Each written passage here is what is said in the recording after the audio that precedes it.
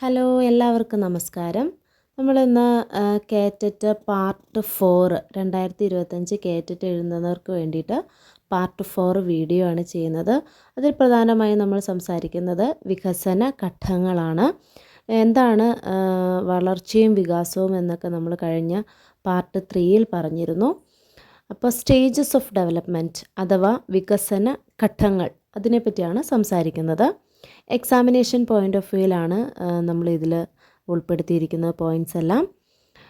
മനഃശാസ്ത്രജ്ഞർ വ്യക്തിയുടെ ജീവിതകാലത്തെ സമാനമായ ചില സവിശേഷതകൾ പുലർത്തുന്ന വ്യത്യസ്ത ഘട്ടങ്ങളിലായി വിഭജിച്ചിരിക്കുന്നു. എന്ന് വെച്ചാൽ സൈക്കോളജിസ്റ്റൊക്കെ ഓരോ വ്യക്തിയുടെയും ജീവിത വളർച്ചയെ വികാസത്തെ പല ഘട്ടങ്ങളായിട്ടാണ് വിഭജിച്ചിരിക്കുന്നത്. വ്യക്തിയുടെ ഓരോ വികാസഘട്ടത്തിലും പ്രത്യേകതകളുണ്ട്. അതിൽ വൈകാരിക വികസനം, കായികവും ചാലകശേഷിപരവുമായ വികസനം, ബൗദ്ധിക വികസനം, സാമൂഹിക വികസനം, ഭാഷാ വികസനം എന്നൊക്കെ ഉൾപ്പെട്ടിരിക്കുന്നു. അപ്പോൾ എങ്ങനെയാണ് വികസന ഘട്ടങ്ങളെ പ്രധാനമായും തരംതിരിച്ചിരിക്കുന്നത് എന്ന് നോക്കാം. പ്രധാനമായും 5 ഘട്ടങ്ങളായിട്ടാണ് തരംതിരിച്ചിരിക്കുന്നത്. അതിൽ പ്രാഗ്ജന്മം അതായത് പ്രാഗ്ജന്മം, ജനനപൂർവ്വഘട്ടം എന്നൊക്കെ പറയും. പ്രാഗ്ജന്മം, ജനനപൂർവ്വഘട്ടം, പ്രാഗ്ജന്മം അഥവാ ജനനപൂർവ്വഘട്ടം, പ്രീനേറ്റൽ സ്റ്റേജ് എന്ന് പറയും. ഇതിനെ ബീജാങ്കുരണ ഘട്ടമെന്നും ജീവസ്ഫുരണ ഘട്ടമെന്നും ഭ്രൂണഘട്ടമെന്നും ഗർഭകാലഘട്ടമെന്നും ഒക്കെ നമുക്ക് വിഭജിക്കാൻ സാധിക്കുന്നതാണ്. എന്താണ് ഇതിൻ്റെ പ്രത്യേകതയും അതുപോലെ ഏത് പ്രായത്തിലാണ് എന്നതും നോക്കാം. ജനനപൂർവ്വഘട്ടം അഥവാ പ്രാഗ്ജന്മഘട്ടത്തിൽ ഗർഭധാരണം മുതൽ ജനന നിമിഷം വരെ ആണ്. അതായത് ഗർഭധാരണം മുതൽ നമ്മുടെ രണ്ടാമത്തെ ആഴ്ചയുടെ അവസാനം മുതൽ 10 ആഴ്ച വരെ, അതായത് കുട്ടിയുടെ ജനനം വരെയുള്ള ഘട്ടമാണ്. അതായത് ഗർഭധാരണം മുതൽ കുട്ടി ജനിക്കുന്ന സമയം വരെയുള്ള ഘട്ടമാണ് ഈ പറയുന്ന പ്രാഗ്ജന്മഘട്ടം അഥവാ പ്രീനേറ്റൽ സ്റ്റേജ് എന്ന് പറയുന്നത്. രണ്ടാമതായി വന്നത് ജനനാന്തര ഘട്ടം അഥവാ ബാല്യം, പോസ്റ്റ് നേറ്റൽ സ്റ്റേജ് എന്ന് പറയും. ജനനാന്തര ഘട്ടം അഥവാ ബാല്യം, പോസ്റ്റ് നേറ്റൽ സ്റ്റേജ്. ഇതിൽ 4 തരംതിരിച്ചിരിക്കുന്നു. ശൈശവം, ഇൻഫൻസി, ആദ്യ ബാല്യം, ഏർലി ചൈൽഡ്ഹുഡ്, മധ്യബാല്യം, മിഡിൽ ചൈൽഡ്ഹുഡ്, അന്ത്യബാല്യം, ലേറ്റർ ചൈൽഡ്ഹുഡ്. ഇതിൻ്റെ പ്രായം എങ്ങനെയാണെന്ന് വെച്ചാൽ ജനനം മുതൽ 12 വർഷക്കാലമാണ്. ജനനം മുതൽ ജനനാനന്തര ഘട്ടം എന്ന് പറയുന്നത് ജനനം മുതൽ 12 വർഷമാണ്. അതിൽ ഒന്നാമത് നമ്മൾ പറഞ്ഞു ശൈശവം എന്നത് ജനനം മുതൽ 2-3 വയസ്സ് വരെയാണ്. ആദ്യ ബാല്യം 3 മുതൽ 6 വയസ്സ് വരെ, മധ്യബാല്യം 6 മുതൽ 9 വയസ്സ് വരെ, അന്ത്യബാല്യം 9 മുതൽ 12 വയസ്സ് വരെയാണ്. ഇനി ജനനപൂർവ്വഘട്ടം അഥവാ പ്രീനേറ്റൽ സ്റ്റേജ്, ഒന്നാമത്തെ ഘട്ടം വിശദമായി നോക്കാം. ഗർഭപാത്രത്തിൽ വെച്ചുള്ള ശിശുവികസനം അതിൻ്റെ സമ്പൂർണ്ണ വികസനത്തിൽ എത്തിച്ചേരുന്ന ഒരു പ്രധാനപ്പെട്ട ഘട്ടമാണ് ജനനപൂർവ്വഘട്ടം. ഗർഭധാരണം നടന്നതിന് ശേഷം കുട്ടി ജനിക്കാനെടുക്കുന്ന ദിവസം എന്ന് പറയുന്നത് 280 ദിവസമാണ്.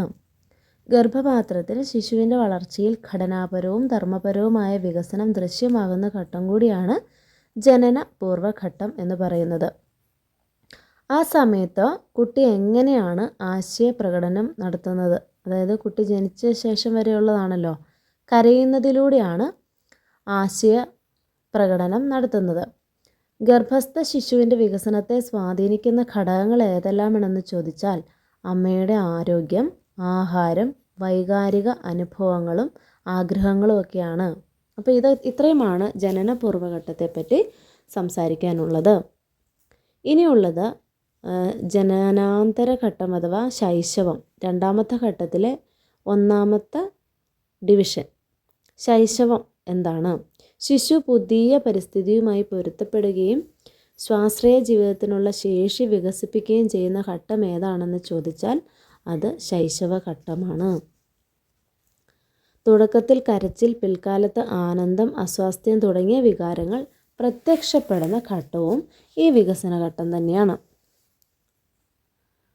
1 മാസം മുതൽ 3 വർഷം വരെ ശാരീരിക ചലനങ്ങളുടെ ഒത്തിണക്കവും നിയന്ത്രണവും ക്രമേണ വികസിക്കുന്ന ഘട്ടമാണ് ബൗദ്ധിക വികസനം. ബൗദ്ധിക വികസനം സാധ്യമാകുന്നതും ഈ ശൈശവത്തിൽ തന്നെയാണ്. ഇന്ദ്രിയങ്ങളുടെ ഘടനയും ധർമ്മവും പെട്ടെന്ന് മെച്ചപ്പെടുത്തുന്ന വികസന ഘട്ടം കൂടിയാണ് ബൗദ്ധിക വികസനം. അതായത് ശിശുവിനെ ആദ്യമായി സാമൂഹ്യ വികസനത്തിന് സഹായിക്കുന്നത് ആരാണ് എന്ന് ചോദിച്ചാൽ അതിൻ്റെ ഉത്തരം അമ്മ എന്നാണ്. 10 മാസത്തിൽ ആദ്യ വാക്ക് ഉച്ചരിക്കുന്ന കുട്ടി 1 വയസ്സാകുന്നതോടെ 3-4 വാക്ക് ഉച്ചരിക്കുന്ന വികസന ഘട്ടം കൂടിയാണ് ഭാഷാ വികസനം എന്ന് പറയുന്നത്. ഭാഷാ വികസനവുമായി സഹബന്ധം പുലർത്തുന്നതാണ് ബുദ്ധി. ഇനി നമുക്ക് പറയാനുള്ളത് ആദ്യകാല ബാല്യമാണ്. ഇതിനെ ടോയ് ഏജ് എന്ന് പറയും. കളിപ്പാട്ടങ്ങളുടെ കാലമെന്നും വിശേഷിക്കപ്പെടുന്നു. കുട്ടികൾ ശാഠ്യവും പിടിവാശിയും പ്രകടിപ്പിക്കുന്ന വികസന കാലമാണ് ആദ്യകാല ബാല്യം.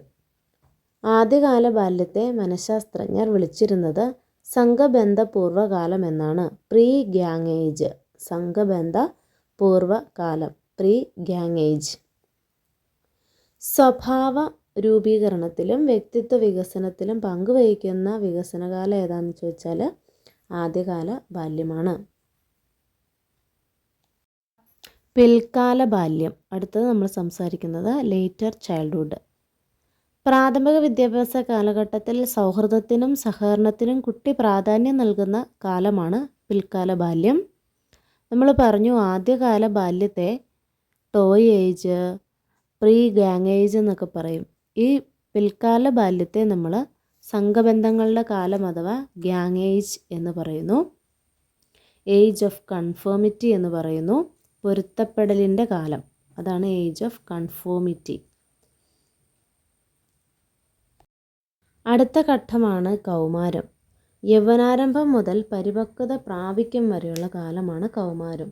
ജീവിതത്തിൻ്റെ വസന്തം എന്നും വിശേഷിപ്പിക്കുന്ന കാലമാണ് കൗമാരം. ഒരു പ്രാവശ്യം വന്നൊരു ചോദ്യമാണ് കൗമാരം ഞെരുക്കത്തിൻ്റെയും പിരിമുറുക്കത്തിൻ്റെയും കാലം അഥവാ period of stress and strain, ക്ഷോഭത്തിൻ്റെയും സ്പർദ്ധയുടെയും കാലം, period of storm and strife എന്ന് പറഞ്ഞത് ആരാണ് എന്ന് സ്റ്റാൻലി ഹാൾ എന്ന് പറയുന്ന ആളാണ് അങ്ങനെ പറഞ്ഞത്. അമിതമായ ആത്മവിശ്വാസം കാണിക്കുകയും ലൈംഗിക വ്യക്തിത്വം രൂപപ്പെടുകയും ചെയ്യുന്ന ഒരു വികസന ഘട്ടം കൂടിയാണിത്. അതുപോലെ അടുത്ത ഘട്ടമാണ് പ്രായപൂർത്തി. ഏറ്റവും ദൈർഘ്യമുള്ള ജീവിതഘട്ടമാണ് പ്രായപൂർത്തി. ഇത് ഒരു 60 വയസ്സ് വരെ നീണ്ടു നിൽക്കുന്ന കാലഘട്ടമാണ്. വ്യക്തികൾ ശേഷിയുള്ളതും സ്വതന്ത്രമായി തീരുമാനങ്ങൾ എടുത്ത് പ്രവർത്തിക്കുന്നതുമായ ഒരു ദീർഘകാലഘട്ടമാണ് പ്രായപൂർത്തി. അവസാനത്തേത് വികസന ഘട്ടത്തിൽ വാർദ്ധക്യം. കുട്ടിക്കാലത്തെ പോലുള്ള മറ്റുള്ളവരാൽ സ്നേഹിക്കപ്പെടുകയും കൗമാരകാലത്തിലെ ജീവിതം അർത്ഥപൂർണ്ണമാകുകയും ചെയ്യുന്ന കാലമാണിത്. പുതുതലമുറയെ വാർത്തെടുക്കുന്നതിൽ സാഫല്യം കണ്ടെത്തുകയും അതുപോലെ മധ്യവയസ്സിലൂടെ ചെന്നിട്ട് വാർദ്ധക്യത്തിലെത്തുകയും ചെയ്യുന്നു. അതാണ് അവസാന വികസന ഘട്ടം എന്ന് പറയുന്നത്. ഇത് കേറ്ററ്റിന് വളരെ പ്രധാനപ്പെട്ടതാണ്. വികസന ഘട്ടവും വികസനവും വളർച്ചയും ഒക്കെ. അതുകൊണ്ട് ക്വസ്റ്റ്യൻസ് വരുന്നതിനനുസരിച്ചാണ് പോയിൻറ്റ്സുകൾ പറഞ്ഞിരിക്കുന്നത്. എൻ്റെ ചാനൽ ഇഷ്ടപ്പെട്ടു എന്ന് വിചാരിക്കുന്നു. സബ്സ്ക്രൈബ് ചെയ്യുക.